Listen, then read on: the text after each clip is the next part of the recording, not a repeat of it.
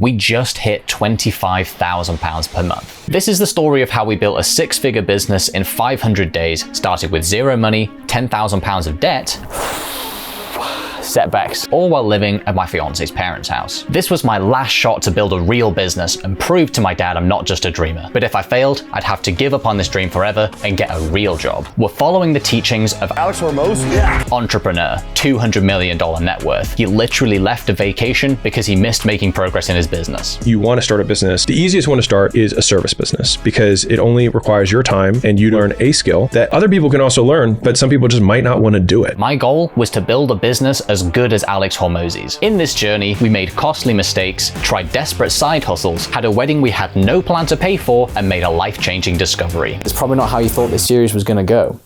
It's not how we thought it was going to go either. These are my day one money stats. £0 monthly revenue, £2,300 monthly living costs, and £10,000 of debt. We were surviving on interest-free credit cards, so time was of the essence. I went all in on money-making side hustles. We started by flipping free furniture from Facebook Marketplace, bought a cheap sander, collected a free wooden table and started sanding it back to bare wood. Fingers crossed. It turned out to be veneer. We tried flipping clothes and random things like golf clubs. Someone stole one of the clubs. I tried Uber Eats. We didn't own an e-bike, so we had to rent one. That's not allowed. You're gonna unchain it to pay a fine. I fell off it immediately. It was cold as hell, and the only good part was when the app messed up and we got free burgers. This is the roguest, steepest off-road way. This is like classic England. Oh my God. I even tried selling glow sticks outside of clubs. Glow sticks for sale. Could interest you guys in some glow sticks.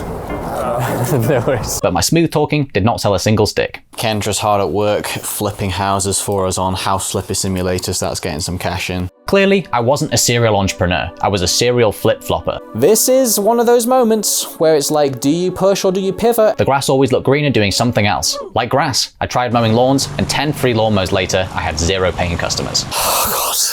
I'm feeling kind of stressed. So, what are we gonna do? Watch a shit ton of hormones. Do so much volume that it would be unreasonable that you would be unsuccessful. We printed flyers for driveway pressure washing and hand-posted every single one. Then, a glimmer of hope. The first call came in. Sorry, you know, in our door. Yeah, hit my hand. That turned into my first pressure washing job. £150 for a 150 square meter driveway. I've never done professional pressure washing before, so better get to work. I rented a machine for £100, tried it out at my sister's house. It wouldn't start. I drove back, swapped it for another one. It was crap. After 1 hour, it's now refusing to start up again. I bought a used one on eBay so we didn't have to rent one. £500. What a deal. And we've got it. It's the exact same one, pretty much. And even if it lasts like 10 jobs, then we're winning because the rental cost on that. It broke immediately. Kendra's stepdad John found us a guy on a farm called Mark who fixed it for us. 3 days of super slow pressure washing later, we got the £150. Then, their neighbour called me. I'm sure next door's dryer's very nice, but all the slurry is being hosed through onto me. I went back, apologised, cleaned it all up, and finessed that neighbour into our next customer. There can only be one person angry about the same thing at the same time. Otherwise, you're just arguing the same point to each other, which doesn't make any sense. Just woken up at the old office sofa bed. It's looking like a really nice day outside, which is excellent news because today we have a pressure washing job for £299. We're just getting the cash in this week. 20 jobs later, we were averaging £350 per job. Closed for $350. I told him $339 and he said, I'm gonna round it up to $350. I was like, okay. We were using our car like a pickup truck. RIP leather seats. We didn't have a garage, but we did have an office for this YouTube channel. We had to take everything out every single day so it didn't get stolen, but it was up a flight of stairs. It's like the Big Bang Theory lift where it's always broken. So, gonna have to take the stairs. At a job that day, the rain poured, I got covered in mud as usual. The customer was upset I'd got mud on their raspberry bush. The money I was making still wasn't enough to cover our living costs. Oh my God, it was just such a loud thunder clap. The alarms are going off. I feel quite exposed to being hit by lightning. I should probably stop. I questioned all my life decisions. I've just noticed that you're quite depressed. And I think that like this like depressed atmosphere is actually all it's doing is making it harder to do the business. I've been having a tough day today. I'm not really for finding the fulfillment that I want in the business at the moment. I wanted to pack it all in and do a different business. But then I saw this. We often want to switch opportunities because the thing that's hard about this business, another business doesn't have that thing that's hard. It just has another thing that right now you didn't realize is easy for you because that's not a component of the business. I realized my problem wasn't the business idea, it was me. So that day I made a commitment. No matter what, I'd follow Alex Hormozi's advice and stick to one business. The business I already had, pressure washing. This was the start of me learning 3 key business lessons that led to us making £25,000 per month. The first was focus. Maybe on the black screen it's like classical music, like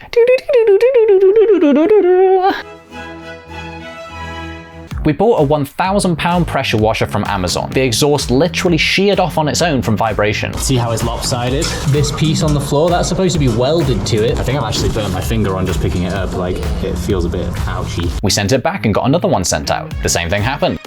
We've had 2 of them, and they have both broken very quickly. We had to battle for a refund. They banned us from all Amazon-owned services for life. The reason? Too many returns. Then winter hit, and we found out just how seasonal pressure washing is. I tried running Instagram ads. Pressure washing a driveway is messy and gross. To everyone but me. We tested over 100 different ads. Kendra was just saying how like her hair's all matted, and like, to be fair. Literally, your advertisement is pressure washing's messy and gross to everyone but me. In summer, for a £350 job, we could get a customer for £150. Profitable. In winter, the cost to get a customer shot up to £400. Not profitable. The reason that the profit is disappearing is because of the cost of acquiring the customer. We were desperate. You can beat 99% of people without being smarter or luckier, but by being willing to endure pain and uncertainty for longer. We tried posting 10,000 flyers by hand in the snow and ice. We have to do it, otherwise we are No response. We survived winter by firing up an OnlyFans account I'd made for a previous YouTube money-making experiment. We made enough to survive, then spring rolled around. We had to go hard. We needed professional equipment and a van to put it in, so we bought the best van we could scrounge together the money for, £1,600. Test driving a van. We own a van. It has reverse parking sensors, we didn't know that. It seemed fine, until we got home and fuel leaked everywhere and engine warning lights lit up the dashboard. The dealer disappeared, we'd been done. We finally landed our first big customer, a £1,500 driveway clean for a luxury Airbnb. We got the van fixed up and spent £3,000 on a proper pressure washer. We're back in business. It's absolutely shredding. It was all going well, and then during the job, a logging truck driving past dropped logs all over a section of the driveway we'd just cleaned. Just the universe's way of keeping us in check. Whenever we cleaned someone's patio, they asked if we could also repair their broken grout. We always said we didn't do that because Alex Hormozi always says to only offer one thing. You need to do one very specific thing, which means you have to say no to people who aren't that type of person. But one day we just said, all right, we can do it for £700. And they said, all right.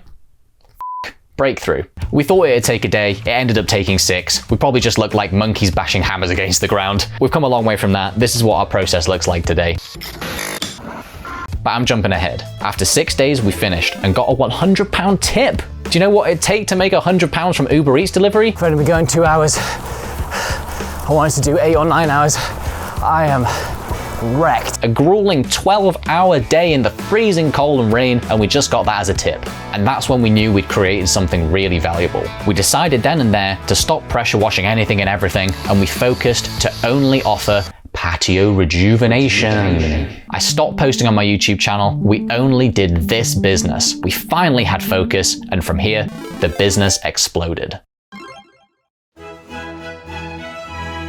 In April 2025, after a year and a half, we could afford to move out of Kendra's parents' house. Things were finally turning around. We had a valuable service, but still not enough customers. We haven't found something that's getting us too many leads yet. Like, we don't have enough customers. So we followed Alex Hormozi's advice. If you know that something could double your business with one move, Why would you do 3? We focused all our time and money into getting more leads, the thing that if we nailed would take us to the next level. We needed to post more flyers than we could possibly post ourselves. Then we discovered that Royal Mail post flyers for 10p each. Incredible. We went crazy. We split tested everything. Headlines, A4 versus A5, whether there was a photo of us on it, 1 photo, 2 photos, the lot. We built a predictable machine, £500 in, £5,000 out. So that means today we've collected over £1,000 of cash. Our revenue 5x'd, then 10x'd. We raised our prices from £1 per square meter back at that first pressure washing job to £60, then £100. Some jobs were £150 per square meter,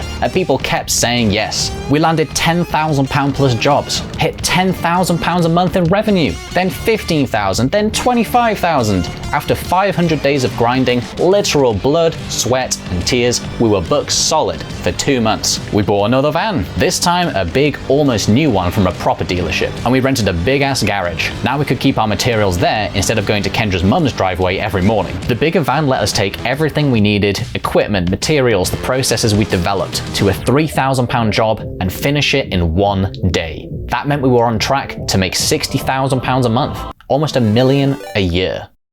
Back on day 1 of this journey, I thought hitting these numbers would mean we'd made it, but the reality was very different. We've just got home today at almost 10 p.m, about to have dinner, and it's so full on at the moment. I was still stressed about money and the physical cost, the 12-hour days of hard labor, the 5:45 a.m. wake-ups, the jumping between every role in the business, marketing, sales, labor, R&D, finance, trying to go faster and faster, never taking time off. More customers just meant more problems, and we had to deal with all of it. I'm so done with there being problems.